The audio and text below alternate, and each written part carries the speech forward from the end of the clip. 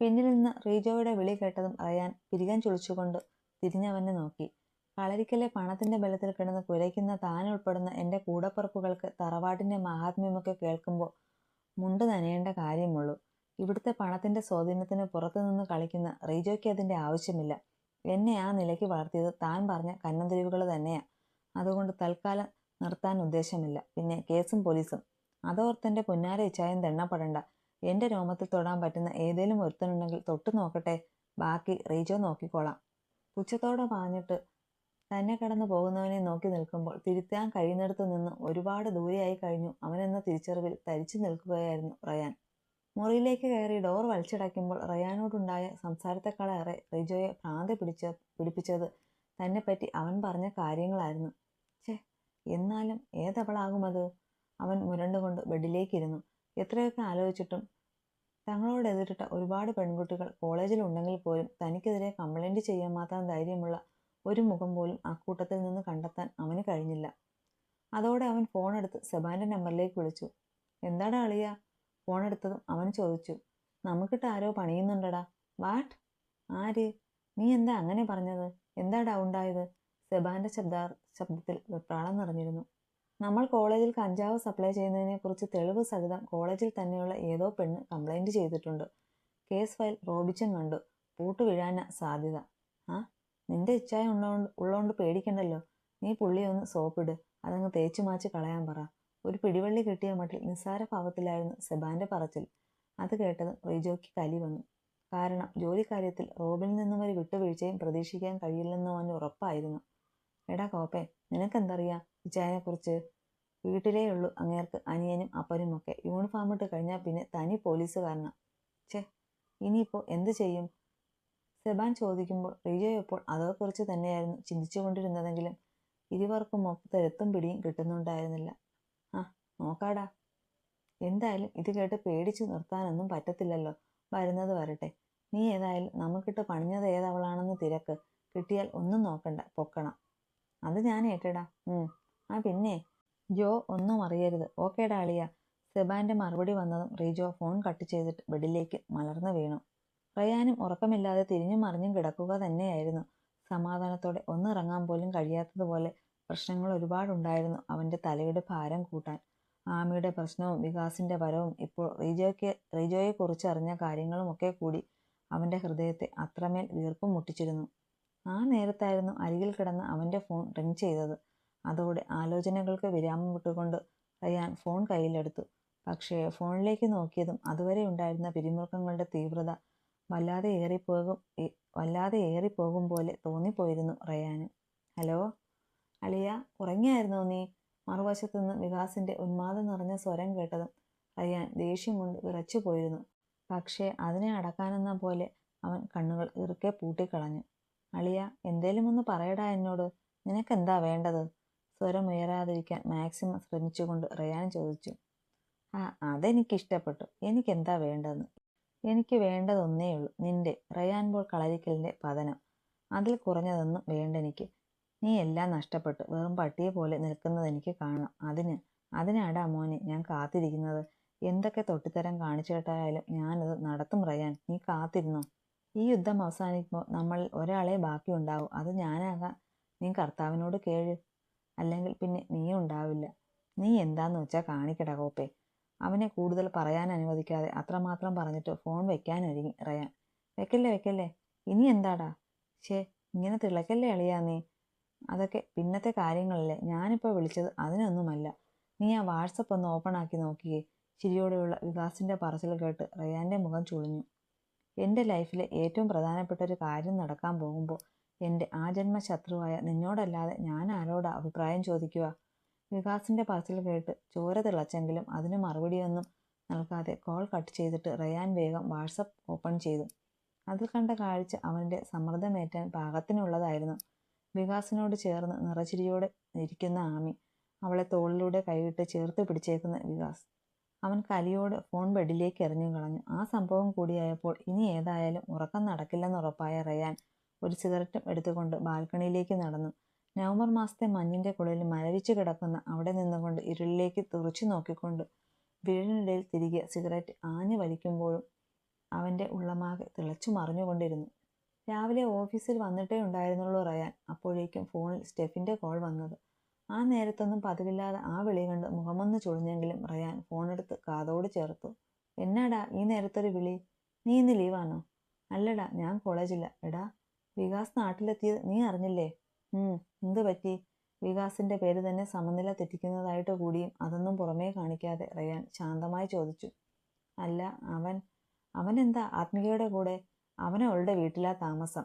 അവളുടെ തന്തയുടെ ഫ്രണ്ടിന്റെ മോനാ പോലും അവൻ. അതും പോരാഞ്ഞിട്ട് ഞങ്ങളുടെ ഡിവോഴ്സ് കഴിഞ്ഞാലുടൻ അവളെ അവനെ കൊണ്ട് കെട്ടിക്കാനാ പ്ലാൻ. വാട്ട്? ഇതൊക്കെ അറിയാമായിരുന്നിട്ട് നീ എന്താ ഇങ്ങനെ മരം പോലെ നിൽക്കുന്നേ? സ്റ്റെഫിന് ആകാംക്ഷ അടക്കാൻ കഴിഞ്ഞില്ല. അത് മനസ്സിലായതുപോലെ റയാനൊന്ന് പുഞ്ചിരിച്ചു. ഒരുപാട് അർത്ഥങ്ങളുള്ള ഒരു പുഞ്ചിരി. പിന്നെ ഞാൻ എന്നാ വേണമെന്നാ നീ പറയുന്നത്?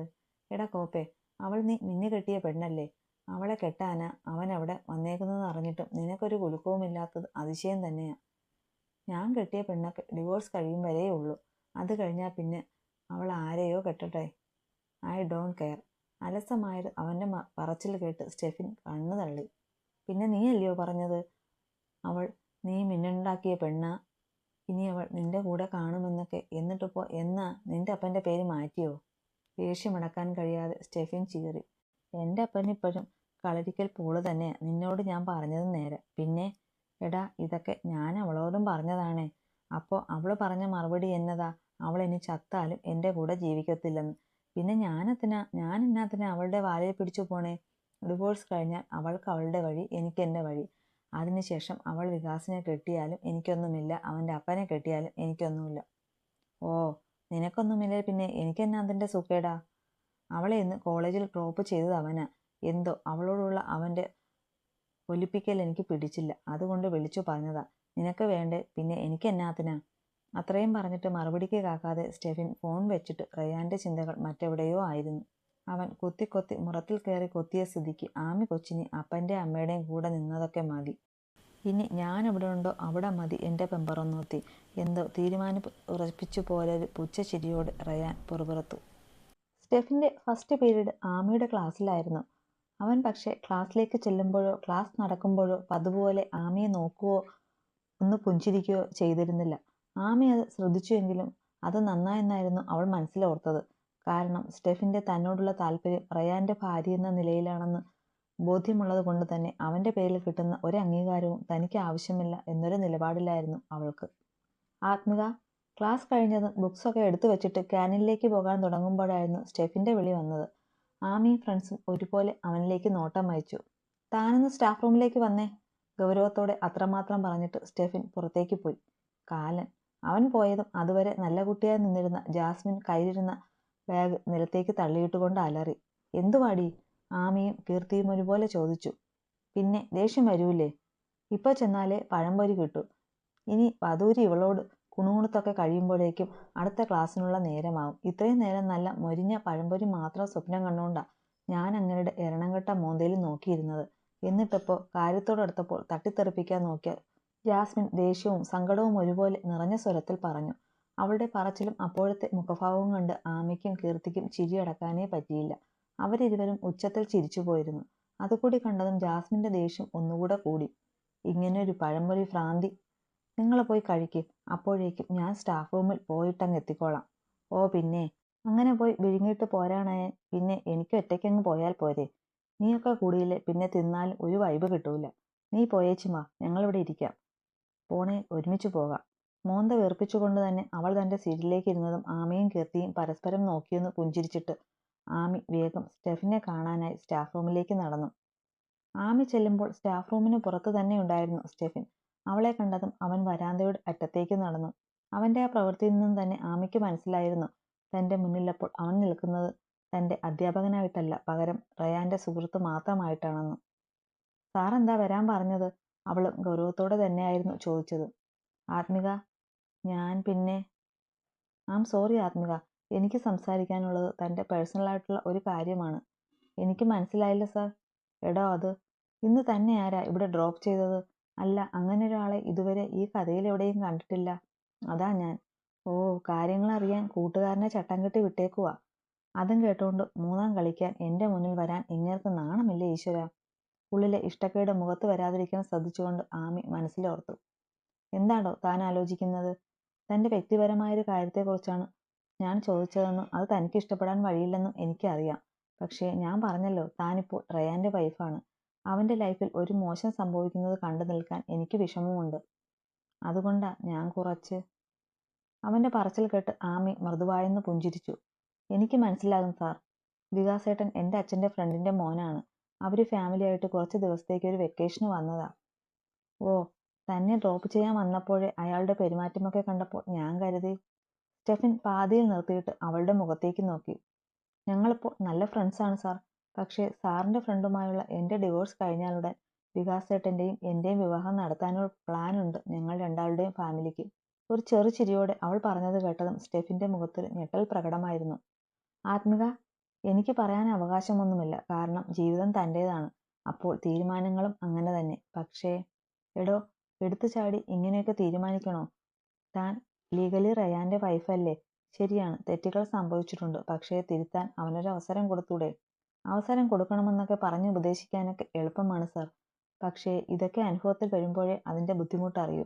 പിന്നെ ഭർത്താവോ സ്നേഹിച്ചു മാറ്റിയെടുക്കാമെന്നൊക്കെ പറഞ്ഞ് സ്വന്തം ജീവിതം കൊണ്ട് പരീക്ഷണത്തിനൊരുങ്ങുന്ന പെണ്ണുങ്ങൾക്കൊക്കെ ഇപ്പൊ കുറവാ സാർ. ആമയുടെ അവസാന വാചകങ്ങൾക്ക് മുമ്പിൽ മറുപടിയൊന്നുമില്ലാതെ നിൽക്കാൻ മാത്രമേ സ്റ്റെഫിന് കഴിയുമായിരുന്നുള്ളൂ. കാരണം അവൾ പറഞ്ഞതൊക്കെ ശരിയാണെന്നും ന്യായം 100% അവളുടെ ഭാഗത്താണെന്നും അവന് ഉറപ്പായിരുന്നു. പക്ഷേ റയാനും ആമിയും പിരിയുന്നതും അവന് വേദന തന്നെയായിരുന്നു. എടോ, അല്ലെങ്കിൽ വേണ്ട. തന്നോടിനി എന്തെങ്കിലും പറയാനുണ്ടെന്ന് എനിക്ക് തോന്നുന്നില്ല. എങ്കിലും ഒന്നുകൂടെ ചോദിച്ചോട്ടെ? എന്താ സാർ? അല്ല, വികാസിന്റെ കാര്യമാ. ഫാമിലിയുടെ കാര്യം താൻ പറഞ്ഞു. പക്ഷേ തൻ്റെ തീരുമാനം എന്താ? തൽക്കാലം ഞങ്ങൾ നല്ല സുഹൃത്തുക്കൾ മാത്രമാണ് സാർ. പക്ഷേ ഒരു വിവാഹ ജീവിതത്തിലേക്ക് കടക്കുമ്പോൾ ഞാനെന്നല്ല മറ്റേതൊരു പെൺകുട്ടിയാണേലും ആഗ്രഹിക്കുന്ന ഒരു ക്യാരക്ടറാണ് വികാസേട്ടൻ്റേത്. അങ്ങനെയുള്ള ഒരാളോട് നോ പറയാൻ ഇപ്പോൾ എനിക്കുള്ള ഏക തടസ്സം ഇത് മാത്രമാണ്. കഴുത്തിൽ കിടക്കുന്ന താലി ഉയർത്തി കാണിച്ചുകൊണ്ടായിരുന്നു ആമിയുടെ പറച്ചിൽ. ആമിയെപ്പോലൊരു പെണ്ണ് താൻ കെട്ടുതാലിയെ ഒരു ഭാരമായി കാണണമെങ്കിൽ അവളുടെ മനസ്സിന് എത്രമാത്രം മുറിവേറ്റിരിക്കാം എന്നായിരുന്നു സ്റ്റെഫിന് ആ നേരം ചിന്തിച്ചത്. ഇതൊഴിവായാൽ ചിലപ്പോൾ ഞാനും എൻ്റെ അച്ഛൻ്റെ തീരുമാനത്തെ അനുകൂലിച്ചെന്നിരിക്കും. റയാൻ പറഞ്ഞയച്ചതാണ് സ്റ്റെഫിനെ എന്ന ധാരണയിലായിരുന്നു അങ്ങനെയൊക്കെ പറയാൻ ആമിയെ പ്രേരിപ്പിച്ചത്. അതുകൊണ്ട് തന്നെ ഓരോ വാക്കുകളും പറയുമ്പോഴും റയാനോടുള്ള വാശിയായിരുന്നു അവളിൽ മുന്നിട്ട് നിന്നിരുന്നത്. സെബാൻ ഫോൺ വിളിച്ചതനുസരിച്ച് അവരുടെ ഒരു രഹസ്യ സംഗമത്തിലേക്ക് വന്നതായിരുന്നു റീജോ. കോളേജ് ക്യാമ്പസിനുള്ളിൽ തന്നെ ഒരു ഇടിഞ്ഞു പൊളിഞ്ഞ കെട്ടിടത്തിലേക്കായിരുന്നു അവൻ വന്നത്. ആ കോളേജ് ആരംഭിച്ച സമയത്തുള്ള ലാബ് പ്രവർത്തിച്ചിരുന്നതൊക്കെ അവിടെയായിരുന്നു. പിന്നീട് കോളേജ് വിപുലപ്പെടുത്തുകയും പുതിയ കെട്ടിടങ്ങൾ വന്നതോടും കൂടി ഉപേക്ഷിക്കപ്പെട്ടതായിരുന്നു ആ കെട്ടിടം. അവിടേക്ക് ആളുകളൊന്നും വരികയും മറ്റുമില്ലാത്തതുകൊണ്ട് വല്ലാതെ കാട് കയറി കിടക്കുന്ന മട്ടായിരുന്നു ആ പ്രദേശം തന്നെ. എടാ കോപ്പെ, ഇങ്ങോട്ട് കെട്ടിയെടുക്കാൻ നിന്നോട് ആരാ പറഞ്ഞത്? ഇവിടെ ഒരു മിസ്സിംഗ് ഉണ്ടായാൽ ആദ്യം മരിച്ചു പിറക്കുന്നത് കോളേജ് തന്നെയല്ലയോ? വളർന്നു പന്തലിച്ച് കാട് ചവിട്ടി മെതിച്ചുകൊണ്ട് മുന്നോട്ട് നടക്കുന്നതിനിടയിൽ റീജോ ചോദിച്ചു. അതിനിവിടുന്ന് മിസ്സായാലല്ലേ ഇങ്ങോട്ട് അന്വേഷണം വരൂ? ഇന്നലെ നൈറ്റ് ജിമ്മിന് പോയിട്ടും വരും വഴിയാ പൊക്കിയത്. നമ്മുടെ പേരിൽ കേസുള്ളതുകൊണ്ട് നമ്മുടെയൊക്കെ കെയർ ഓഫിലുള്ള പട്ടിക്കൂട് പോലും ചിലപ്പോൾ തപ്പിയെന്നിരിക്കും. അതാ ഇങ്ങോട്ട് കൊണ്ടുവന്നേ. സെബാൻ പറഞ്ഞതിന് മറുപടിയായി റീജോ ഒന്നിരുത്തി മൂളി. എന്നിട്ട് മുന്നോട്ട് നടന്നു. എന്നിട്ടെവിടെ? ദോ അവിടെ. സെബാൻ ചൂണ്ടിക്കാണിച്ചിടത്തേക്ക് അവരിരുവരും നടന്നു. അവിടെ ഒരു കസേരയിൽ ബന്ധിച്ച മട്ടിൽ അല്പം തടിച്ചൊരു പെൺകുട്ടി ഇരുന്നിരുന്നു. ബോധമില്ലാതെ കഴുത്തിടിഞ്ഞതുപോലെയായിരുന്നു. തലയൊരു വശത്തേക്ക് തൂക്കിയിട്ട് കണ്ണുകൾ അടച്ചായിരുന്നു അവളുടെ ഇരിപ്പ്. അല്പം തടിച്ച ശരീരപ്രകൃതമായിരുന്നു അവൾക്ക്.